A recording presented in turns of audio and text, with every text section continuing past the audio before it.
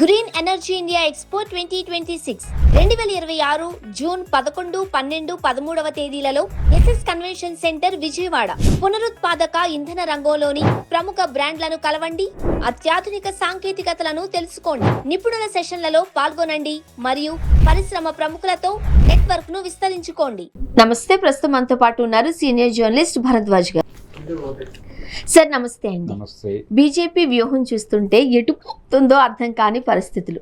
ఒక రాష్ట్రంలో పొత్తులతో వెళ్ళడానికి సంసిద్ధమవుతోంది, మరో కొన్ని రాష్ట్రాలలో ఒంటరిగా పోటీ చేయడానికి రెడీ అవుతున్నారు. అండ్ అమిత్ షా గారు కూడా చెప్పారు, మేము తర్వాత నుంచి సింగిల్గానే పోటీ చేస్తాం, సింహం సింగిల్గా వస్తుందన్న మాదిరిగా. ఏంటి బీజేపీ వ్యూహం? అంటే ఆయన అన్నాడు కాబట్టి ఇక నుంచి ఏదో వాళ్ళు సింగిల్గా వెళ్తారు అని అనుకోవడానికి అవకాశం లేదు. అసలు ఆ పరిస్థితులు ఉన్నాయా? లేదు, ఆ పరిస్థితులు లేవు అనే విషయం ఆయనకు కూడా స్పష్టంగా తెలుసు. వాళ్ళు తమిళనాడులో ఒక కొత్త పార్టీని ఫ్లోట్ చేస్తున్నారు ఇప్పుడు. అంటే ఆపరేషన్ విజయ్ ప్రోగ్రాంలో భాగంగానే ఈయనతో పెట్టిస్తున్నటువంటి పార్టీ, అన్నామలైతో ప్లాంట్ చేస్తున్నటువంటి పార్టీ, రజనీకాంత్తో ఆయనకి ఒక రకంగా జోడీ కుదిర్చి వాళ్ళు ద్రవిడ ఓట్ బ్యాంకులో స్ప్లిట్ కోసం ఒక ప్రయత్నం చేస్తున్నారు. వాళ్ళకి చాలా స్పష్టంగా తెలుసు తమిళనాడులో వాళ్ళ వ్యవహారం నడవదు అని ఇప్పట్లో. కాబట్టి నడిచినప్పుడు ఆలోచిద్దాం, ఇప్పుడు ఇమ్మీడియట్గా వాళ్ళు దాన్ని వదులుకోవడానికి సిద్ధంగా లేరు. కాబట్టి ఆ పొలిటికల్ ప్రయోజనం పొందటం కోసం వాళ్ళ ప్రయత్నాలు వాళ్ళు చేస్తున్నారు. కానీ సింగిల్గా వెళ్ళే ఆలోచన ఉంది బీజేపీకి చాలా చోట్ల అని చాలామంది ఆ పార్టీ దృష్టిని ఆకట్టుకోవడానికి రకరకాల విన్యాసాలు చేయటం మనం చూస్తున్నాం. ఎందుకు ఆయన ఇప్పుడు ఆకివీడు రామాలయం గొడవని లేపి జాతీయ దేవుడిగా రాముడిని ప్రతిపాదిస్తూ రఘురామకృష్ణరాజు గారు ఎందుకు అంత హడావిడి ఆవేశం పడుతున్నాడు ఆయన అంటే, భారతీయ జనతా పార్టీ ఆంధ్రప్రదేశ్లో ఒంటరిగా వెళ్ళాలి, ఇలాంటి నిర్ణయాలు ఏమన్నా తీసుకుంటే నన్ను ఒక ఆప్షన్గా చూడండి అని తన్ని తాను ప్రమోట్ చేసుకోవడం కోసం ఆ రాముడి గొడవను లేపాడు ఆయన. లేపి అక్కడ ఉన్నటువంటి మైనారిటీల మీద వ్యతిరేకంగా ఆయన రోజు మాట్లాడుతూనే ఉన్నాడు. ఇలాంటి వాళ్ళు చాలామంది చాలా ప్రాంతాల్లో రైజ్ అవుతున్నారు. కానీ ప్రస్తుతం ఏపీలో ఉన్న కండిషన్లో వాళ్ళు అక్కడ ఉన్నటువంటి పార్టీలని వదిలే మూడ్లో లేరు. ప్రస్తుతానికి ఆ వ్యవస్థ అలాగే కొనసాగాలి, అంతే తప్ప వాళ్ళు కొత్త వ్యవహారంలోకి వెళ్ళటం లేదు. ప్రస్తుతానికి 3 ప్రాంతీయ పార్టీలు వాళ్ళ కాంపౌండ్లోనే ఉన్నట్టు కనిపిస్తున్నాయి. కానీ ఒక ప్రాంతీయ పార్టీ కొంచెం జరుగుతోంది, కొంచెం దూరం జరగాలి అనే మూడ్లోకి వైసీపీ వచ్చింది ఆల్రెడీ. అందుకోసమే సార్కి సంబంధించి కావచ్చు, లేకపోతే కొన్ని విషయాలకు సంబంధించి ఇప్పుడు జగన్మోహన్ రెడ్డి గారు వాయిస్ వినిపిస్తున్నారు. ఇంతకుముందు అసలు ఏమీ లేదు, గుట్టి చప్పుడు కాకుండా ఉండేవారు.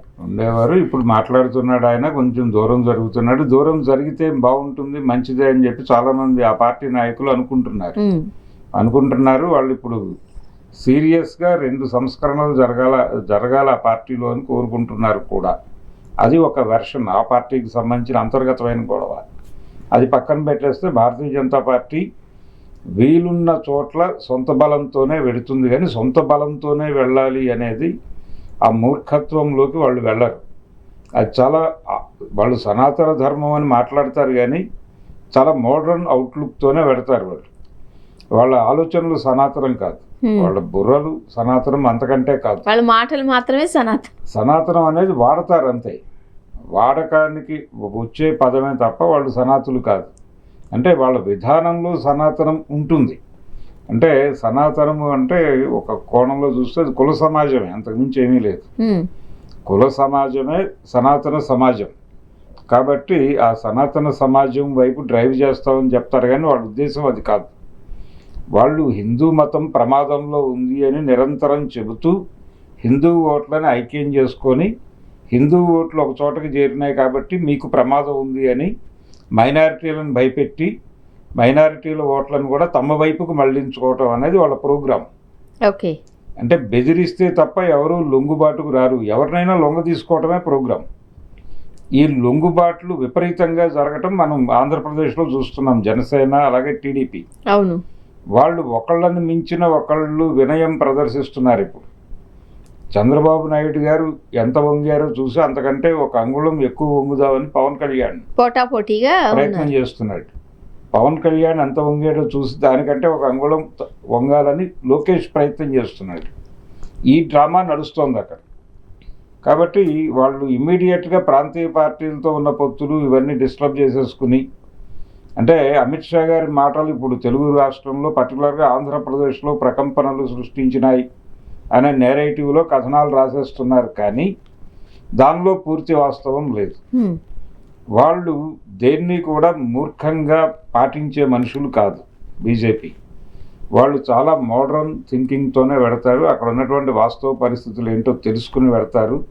వాళ్ళ ఓట్ పర్సంటేజ్ ఏమిటో వాళ్ళకి తెలుసు. ఆంధ్రప్రదేశ్లో వాళ్ళు ఒంటరిగా పెడితే వాళ్ళకి వెనకాల నిలబడే వాళ్ళు ఎంతమందో వాళ్ళకి తెలుసు. ఈ రోజుకి ఎంతో కొంత వాళ్ళకి ఒక అంటే లెఫ్ట్ తాలూకా ప్రజెన్స్ ఉంది. ఇంకా ఏపీ అంటే ఏపీ సమాజంలో ఇంకా లెఫ్ట్ ఉంది. కాకపోతే అది చాలా న్యూట్రలైజ్ అయ్యి ఉంది. న్యూట్రలైజ్ అవటానికి కారణం ఒక కమ్యూనిటీ, ఒక కులం. గతంలో లెఫ్ట్కి జరిగి ఉన్న ఒక కులం ఇప్పుడు కాషాయం వైపు తరలి వెళ్ళిపోయింది దాదాపుగా. ఆ కులం గురించి బహిరంగంగానే మాట్లాడుకోవచ్చు, తప్పేమీ లేదు. కమ్మ సామాజిక వర్గం గతంలో వామపక్షాలకి బలంగా నిలబడింది. ఇప్పుడు టోటల్గా వాళ్ళు కాషాయీకరణ చెందారు. ఈ ట్రాన్స్ఫర్మేషన్ అనేదే చంద్రబాబు నాయుడిని వాళ్ళకి సరెండర్ చేయిస్తోంది. రాజకీయ వాతావరణం ఇప్పుడు ఇంకొక ఆర్గ్యుమెంట్ ఉంది. టీఎంసీకి సంబంధించిన ఎంపీలు వాళ్ళతో కలిసిపోయారు. డిఎంకే ఆల్రెడీ వాళ్ళకి మద్దతు ప్రకటించింది. అంటే మొన్న జరిగిన ఎన్నికల్లో 50 మంది అయాచిత ఎంపీలు వాళ్ళ కాంపౌండ్లోకి వచ్చారు, బీజేపీ కాంపౌండ్లోకి. చాలామంది జ్ఞానులు ఏం మాట్లాడుతున్నారంటే ఇప్పుడు చంద్రబాబుతోనూ నితీష్ కుమార్తోనూ బీజేపీకి పని లేదు కాబట్టి తన్ని ఎడంకాలతో తన్ని గెంటేస్తారు అని మాట్లాడుతున్నారు. కానీ అలా గెంటరు. గెంటరు. వీళ్ళలో వినయం ఇంకొంచెం పెరుగుతుంది.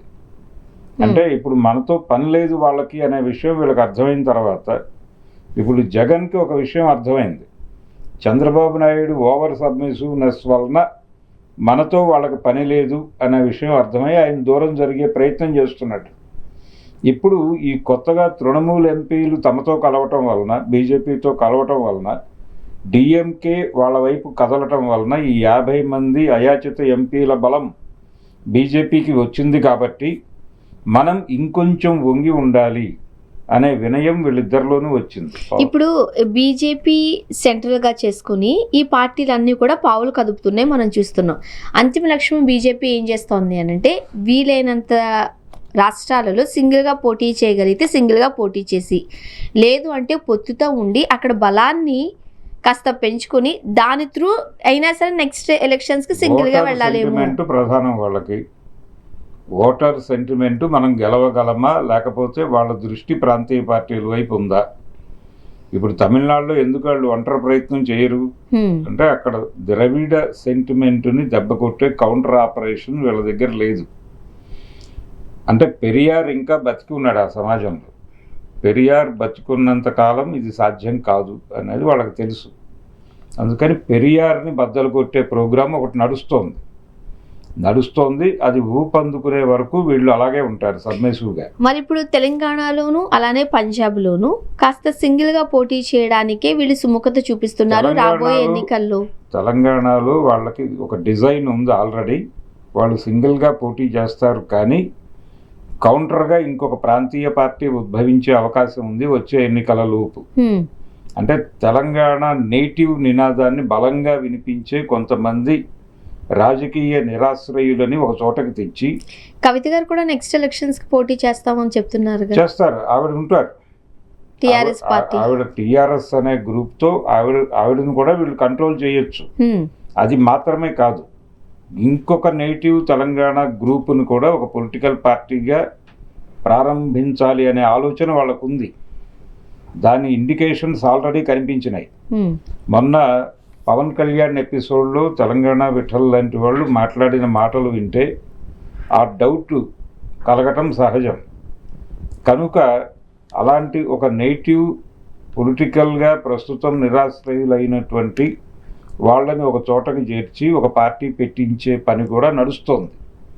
అంటే తెలంగాణ సెంటిమెంట్ని డైల్యూట్ చేసి హిందుత్వాన్ని పెంచి ఆంధ్ర ఓటు బ్యాంక్ని దీనికి కలిపి అలా బీజేపీ గెలుపుకి వీళ్ళందరూ దోహదపడతారు. జనసేన కూడా కంటెస్ట్ చేస్తుంది, తెలుగుదేశం రంగంలోకి దిగుతుంది. ఒక విస్తృత ఐక్య సంఘటన. కాంగ్రెస్ పార్టీని లోపల నుంచే దెబ్బ కొడతారు. కాంగ్రెస్ పార్టీలో ఉన్న కొన్ని శక్తులు అలా బయటకు వచ్చి వీళ్ళ వైపు నాట్యం చేస్తాయి. ఇదంతా కూడా బీజేపీని అధికారంలోకి తీసుకురావడానికి పావులు మొదలుపెట్టారు. నడుస్తోంది, ఆల్రెడీ ఆపరేషన్ ఓకే మొదలై నడుస్తోంది. కాబట్టి తెలంగాణకు సంబంధించిన వాళ్ళ వ్యూహం అది. అలాగే బెంగాల్లో కూడా తృణమూల్ని పూర్తి స్థాయిలో న్యూట్రలైజ్ చేయటం అనే పనిలోకి దిగారు వాళ్ళు. ఇప్పుడు ఆవిడేదో సోనియా గాంధీ గారితో మాట్లాడే ప్రయత్నం చేస్తున్నారు, కానీ అవేవి వర్కౌట్ కావు. ఆ పార్టీ కింది స్థాయి క్యాడర్ని కూడా వాళ్ళు కంట్రోల్లోకి తీసేసుకుంటున్నారు. అయిపోయింది ఆ ప్రోగ్రాం. ఇప్పుడు బెంగాల్లో వాళ్ళకి ఏమాత్రము ఎదురుకుండా ఎవరు లేరు. ఉన్నామని చెప్తున్నారు. ఆవిడేదో పోల్ పర్సంటేజ్, ఓట్ పర్సంటేజ్ అవన్నీ మాట్లాడి కంపారిటివ్గా మేమే ఎక్కువ ఉన్నామని నిన్న కూడా చెప్పారు, కానీ అవన్నీ కాదు, అవన్నీ వర్కౌట్ అవ్వదు. అయిపోయింది అక్కడ. మొత్తం దేశంలోని రాష్ట్రాలలో రాజకీయాలు చాలా వేగంగా పావులు కదుపుతున్న నేపథ్యంలో చూడాలి ఒక్కొక్క రాష్ట్రంలో పరిస్థితులు బట్టి. పంజాబ్ ఎలక్షన్స్ లో కూడా వాళ్ళు ఆప్ని పక్కకి నెట్టేస్తారు. నెట్టేయటం అనేది పెద్ద కష్టమేం కాదు. ఆల్రెడీ దానికి సంబంధించి ఆప్ నుంచి బయటకు వచ్చినటువంటి బ్యాచ్నే రాఘవ్ చద్దా లాంటి వాడిని కీలకంగా వాడతారు. వాడి వాళ్ళని న్యూట్రలైజ్ చేసి కాంగ్రెస్ పార్టీని ఎలాగూ పక్కకి గెంటారు. సో వీళ్ళు అక్కడ మాత్రం సింగిల్గా ఎమర్జ్ అయ్యే ఛాన్సెస్ ఉన్నాయి. చూద్దాం సరే ఏం జరగబోతుంది. తెలంగాణలో కూడా సింగిల్గానే ఎమర్జ్ అవుతారు, కానీ దానికి చాలా కసరత్తు ఉంది. ఓకే, అంటే వాళ్ళకి అడ్డుపడుతున్నది ఇక్కడ తెలంగాణ సెంటిమెంటు, దాంతో పాటు ఇక్కడ ఉన్నటువంటి సెటిలర్ ఓట్ బ్యాంకు. దీన్ని మేనేజ్ చేయటం, ఒక ఎన్నికల్లో క్లారిటీ వస్తే ఆ తర్వాత ఎన్నికల్లో ఎవరిని ఎలా తినేయాలి అనేది వాళ్ళు ప్లాన్ చేసుకుంటారు. చూద్దాం sir. Thank you so much. Thank you.